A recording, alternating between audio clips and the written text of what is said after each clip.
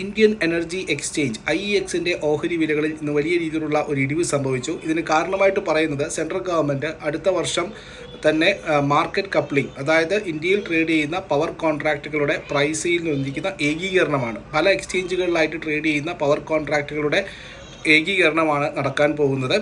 അപ്പോൾ അതിനു വേണ്ടിയിട്ട് ഗ്രിഡ് കൺട്രോളർ ഓഫ് ഇന്ത്യയെ ചുമതലപ്പെടുത്തിയിരിക്കുകയാണ്. Grid controller of India central electricity regulatory കമ്മിറ്റിയുമായിട്ട് ബന്ധപ്പെട്ട് ഒരു സർവേ നടത്തുകയും അടുത്ത ഒരു മാസത്തിനുള്ളിൽ ഇത് റിപ്പോർട്ട് സമർപ്പിക്കുകയും ചെയ്യും. അതിൻ്റെ അടിസ്ഥാനത്തിൽ അടുത്ത വർഷം അല്ലെങ്കിൽ 2025-26 സാമ്പത്തിക വർഷം തുടങ്ങുമ്പോഴോ അല്ലെങ്കിൽ ഈ വർഷം അവസാനത്തോടെയോ മാർക്കറ്റ് കപ്ലിംഗ് ഇംപ്ലിമെൻറ്റ് ചെയ്യും എന്നാണ് പവർ മിനിസ്ട്രി പറയുന്നത്. പവർ മിനിസ്ട്രി അതിന് തയ്യാറാണ് എന്നുള്ള കാര്യവും പറഞ്ഞിരിക്കുന്നു. ഇതോടുകൂടി IEXന്റെ പ്രൈസ് ഡിസ്കവറി മെക്കാനിസം അല്ലെങ്കിൽ IEXനുണ്ടായിരുന്ന അപ്രമാദിത്യം ഈ പവർ കോൺട്രാക്റ്റുകളിൽ നഷ്ടപ്പെടുമെന്നുള്ള ഭയമാണ് IEX ഓഹരികളിൽ ഇന്ന് ഇടിവിന് കാരണമായിട്ടുള്ളത്.